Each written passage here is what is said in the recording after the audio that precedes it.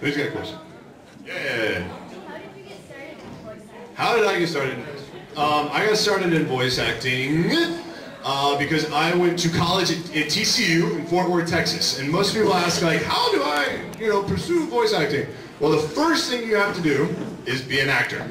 So if you don't like acting, like on stage or in front of the camera, if you've got, if you don't like speaking in front of people publicly, might not be your thing. If you want to pursue it professionally, though, you need to be in like one of like 5 cities: Los Angeles, New York, Texas. That Texas isn't a city. Los Angeles, New York, Houston or Dallas. Houston or Dallas. Austin has some VO work. Atlanta has some, and where? Yeah, Vancouver. Yes, yeah, some places in Canada. Texas obviously has Funimation, which is a huge company. California has Bang Zoom. They have Studiopolis, who they do Naruto and Bleach. I went to school in Fort Worth, Texas, which was like 30 minutes outside of Dallas, where Funimation is, and I was in college in my stupid fraternity, and one day we flipped like one channel past ESPN, and there's this show with these giant dudes with muscles and blonde spiky hair, and they're yelling and screaming and blowing crap up. And all of us were like, dear God, what is this show? We were hooked. I swear, we were the biggest bunch of frat dorks in the world. And we're all going, Kame, Kame! All that stuff. Right? Some girl would come in and be like, you guys are total losers. We'd be like, leave our room of DBZ! Final flash, get out, biatch! Right. So I love DBZ. I have seen I'm actually the biggest Dragon Ball Z nerd. I have seen every single episode of the series. So, there. And one day, I never watch the credits, or more importantly, I never read the credits. I kind of look through the credits into what's going on behind. And I saw Laura Bailey's name. Oh my God. How the hell is Laura Bailey, who is with my same agent in Dallas, in one of my favorite shows ever? So I called my agent, got Laura Bailey's number, and proceeded to literally, like, scream into her cell phone. You know when you get a call from someone and they're yelling so loud it just sounds like... It was like that. She's like, what? Crazy Psycho? What's your name? I'm like, it's Travis. You know me. How were you in the show? Let me audition for Funimation. And so for 2 years, I begged nicely every time I saw her at a commercial audition or whatever to let me come to Funimation and read for something. Did she ever do it? Yeah. No. Punk ass. But I was lucky enough to do an independent film with Mike McFarland.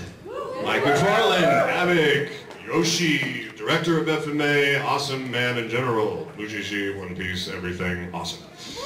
And begged him, gave him a hug, a tickle, and said, please let me come read Funimation. And he let me read for Yu Yu Hakusho, which was being directed by Justin Cook, who played Yusuke. Thank you. Yusuke. And I played Yanagasua. And I was so stoked when I got cast, because I was like, sweet! Am I gonna have blonde, spiky hair and big muscles? Am I gonna blow stuff up? And he's like, no. Am I gonna yell a lot and change and be awesome? And he's like, well, you have a big eraser head haircut and you're a shapeshifter. I'm like, am I a shape-shifting badass? He's like, well, not really. You kind of get punched in the face and you change back. I'm like, I'll take it. So I did that show. I did a couple other random characters. As you've heard like Vic Mignogna or Yuri or any of the other people say, you do like Soldier F, Cop B, Dead Person 64. And finally, I did a theater show with Colleen Klinkenbeard in Fort Worth. It was a regional theater show. But because it was so close to Funimation, she invited Justin Cook, who soon became like ADR, moved up in Funimation. He saw the show and was like, hey, we got this new show called Full Metal Alchemist. I think you should read for one of the characters. And I was like, cool, who is it? He's like, this guy named Roy Mustang. I was like, Roy Mustang? Tell me more. Like, well, he's the flame alchemist. I'm like, uh-huh. I'm listening. He's like, well, he has this glove made of ignition cloth, and he snaps and blow things up. I was like, done. Like, you have to audition first. I'm like, ah, crap. But hey, I auditioned for it. I actually auditioned for that and Armstrong. And the odd thing is that my Armstrong audition kind of sounds like the I Love Dogs line. Like it was this super melodramatic thing that kind of just went crazy, like I love dogs and sparkles and you know crap. It was so weird, so weird. I heard Chris do it and I was like, hey, my audition sounds just like yours. He's like, oh no it doesn't. My voice is insanely deeper than yours. Yes, it is. Oh my God, you're Vegeta and Piccolo. No, seriously, the first time he directed an episode of Case Closed, and I walked in and he was like, hey man, nice to meet you, my name's Chris. And I was like, oh Chris, let's go. Chris, he's like, Chris Abbott? I'm like, shut up. Are you like Christopher R. Sabat? He's like, yeah, dude. I'm like, oh my God, you're Vegeta. And Piccolo. And like 5 other people. It is so cool to meet you. He's like, whatever, dude, let's get to work. And at the end of the session, I swear to God, I was like, I'm sorry, babe, can you do like one line as Vegeta? He's like, really? He did it anyway. I had to, man. I had to. I love Dragon Ball Z. Are you trying to get me to say the line? Yes!